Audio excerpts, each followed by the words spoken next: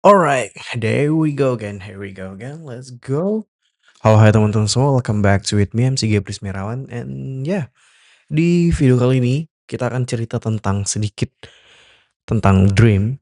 Kita nggak akan bahas tentang marketing, kita nggak akan bahas tentang financial planner, just overall in general about our dreams. And uh, likes on the title in this video, I just want to share about honestly, your dream country. It just doesn't looks like you imagine it.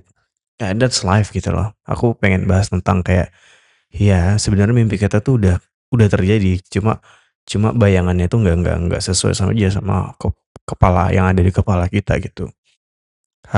Di topik pembahasan pertama tuh aku pengen membahas tentang yang namanya mimpi, perencanaan, dan realita.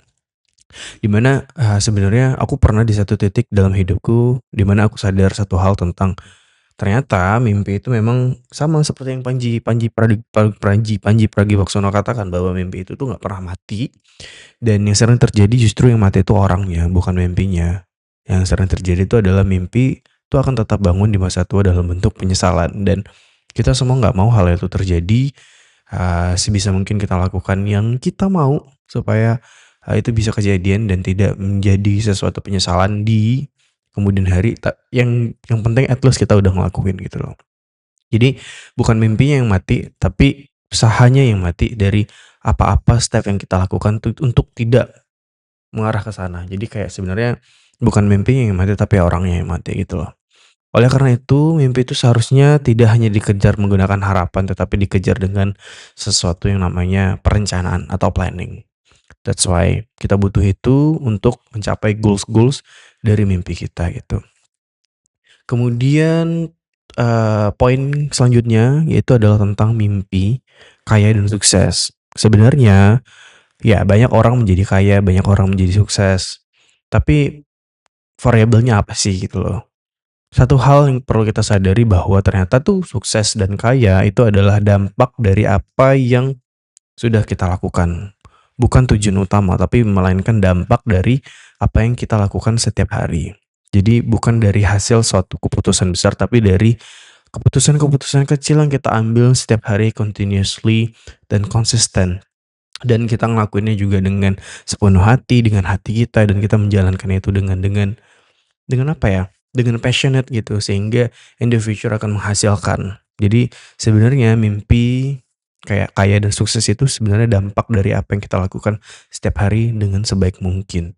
Yang banyak orang sering salah salah arti. Mereka pengen kaya itu secara material, ada angka yang di situ, sedangkan jadi ketika ada angka tersebut, mereka menggunakan berbagai macam cara untuk bisa sampai ke sana goals-nya, kayak whatever it is, kayak bisa korupsi, curi, dan segala dan itu sebenarnya hal-hal yang kita harus hindari, dan mindset kita tuh sebenarnya juga harus dirubah bahwa sebenarnya kaya dan sukses itu adalah merupakan dampak dari apa yang kita lakukan setiap harinya dari hal-hal kecil aja gitu.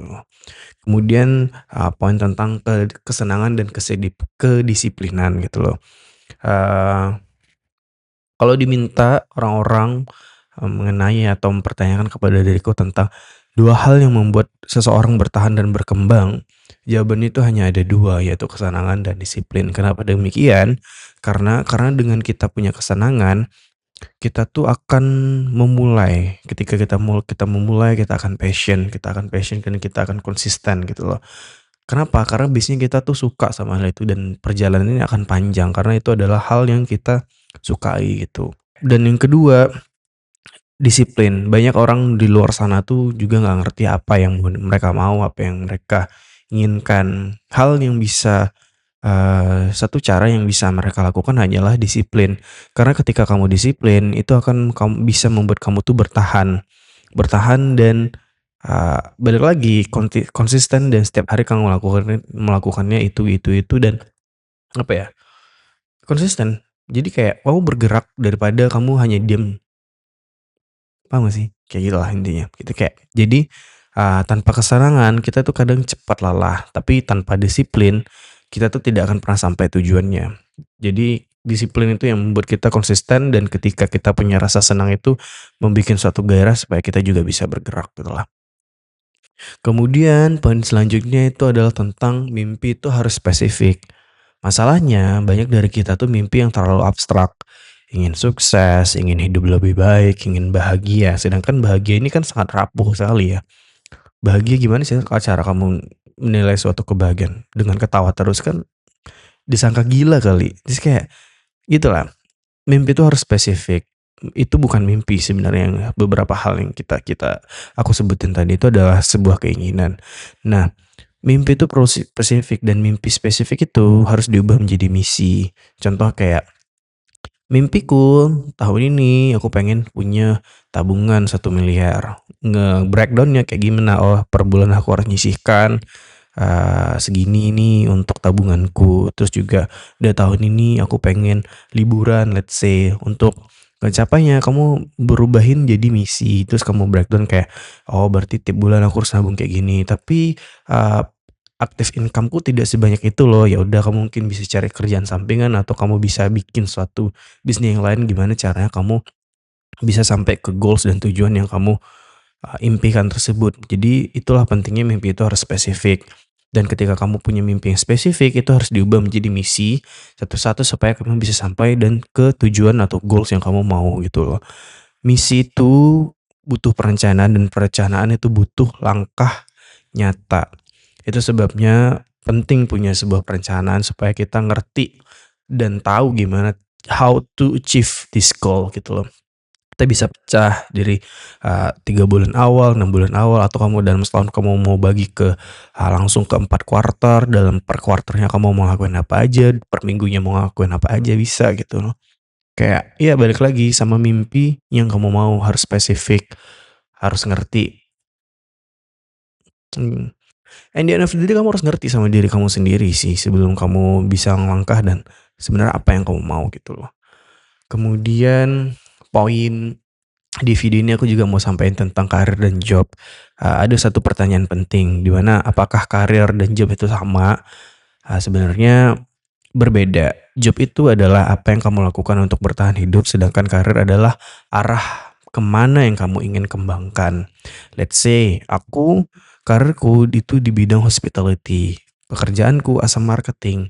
Nah ini yang membuat aku bertahan hidup, dan di karir ini juga bisa aku kembangkan as a marketing hospitality. Aku juga pengen menjadi apa namanya, director of marketing or something like that gitu. Jadi itu juga yang harus ngerti perbedaannya, ngerti fundamental dasarnya supaya kamu bisa melangkah lebih jauh dan lebih ngerti lah secara garis kecilnya, garis apa ya, garis normalnya mungkin.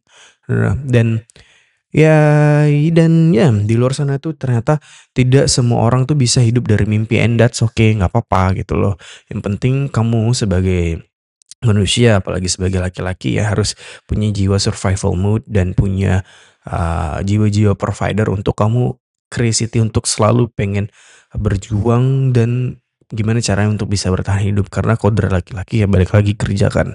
Dan ya walaupun itu tidak sesuai sama impianmu, ya it's okay, lakuin apa aja, as long as ada duitnya, as long as itu masih halal, ya that's okay, nggak apa-apa gitu. Yang penting job yang kamu jalanin itu tidak menghancurkan mimpimu. Kalau misalnya kamu memang punya mimpi dan punya goals, ya udah lakuin aja dua-duanya gitu. Kamu ngelakuin satu yang kamu nggak mau, tapi satu sisi juga lakuin yang kamu mau. Tapi balik lagi kamu harus konsisten dan disiplin gitu loh. Dan karir yang kamu bangun juga berada dalam satu payung sama mimpi yang kamu kejar. Ini balik lagi sih, depend ke orangnya. Apakah masih linear atau enggak? Hopefully linear, tapi kalau misalnya enggak juga it's okay. Just being realistic, melakukan sesuatu yang tidak menyakiti dirimu, dan yang penting tetap bergerak ke arah yang kamu inginkan. Balik lagi, kalau prinsip di buku I Will Teach You to Be Rich tuh penulisnya bilang, kalau misalnya kamu ragu, better kamu gerak 85% deh dibandingkan kamu cuma nol tanpa melakukan statement atau perubahan apapun. Itu lebih baik dibandingkan kamu nggak ngapa-ngapain. Jadi lebih baik 85% daripada kamu nunggu 100% tapi kamu nggak gerak sama sekali. Itu lebih kurang teorinya gitulah. Kemudian di poin video ini aku juga pengen cerita tentang yang namanya pasrah. Muncul pertanyaan yang sering kita apa ya, sering ada lah gitu. Kadang kita tuh udah berusaha tapi, mimpi itu tidak kecapaian atau sesuatu yang kita inginkan itu tidak benar-benar kejadian gitu. Apakah kita harus pasrah? Jawabannya dengan senang hati atau dengan sangat realistis, iya. Karena kayak akan ada selalu satu bagian dari hidup kita itu yang nggak bisa dikontrol.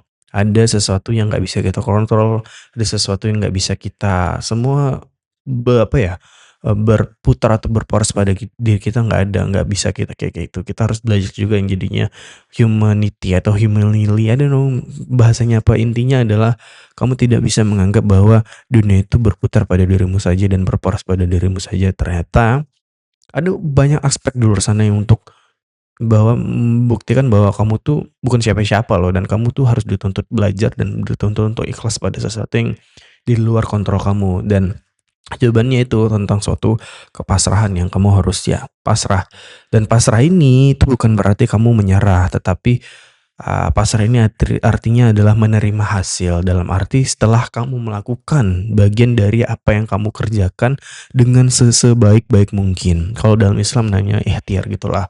Jadi kayak ya kamu melakukan sesuatu cuma hasilnya tidak sesuai ini dan that's okay.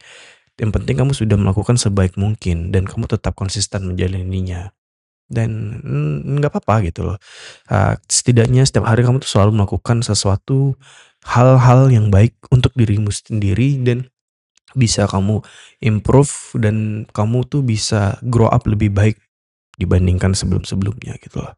Di poin selanjutnya tentang yaitu realita dan ekspektasi. Kadang masalahnya itu bukan tentang mimpi yang gagal tapi ternyata ekspektasi kita yang terlalu besar dibandingkan dengan realita. Sering kali terjadi bahwa sebenarnya kita tidak sadar bahwa mimpi itu udah kejadian dan itu yang kita jalani sekarang gitu loh. Tapi sering kali kita nggak sadar sama hal itu gitu. Hanya saja bentukannya itu tuh nggak seindah sama kayak di pikiran kita, tidak sedramatis yang kita kira, tidak sebesar apa yang ada di bayangan kepala kita, di bayangan otak kita. Walaupun sebenarnya itu udah kejadian, tapi ya this is what looks like guys gitu loh. Our dream come true and this is what it looks like.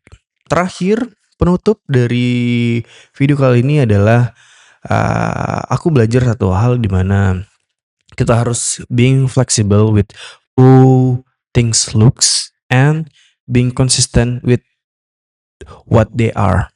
Maksudnya adalah kita tuh harus fleksibel untuk dalam bentuk hasilnya. Kemudian ya, tapi tetap konsisten dengan nilai, usaha, dan prosesnya. Karena sebenarnya mimpi itu tidak akan pernah mati.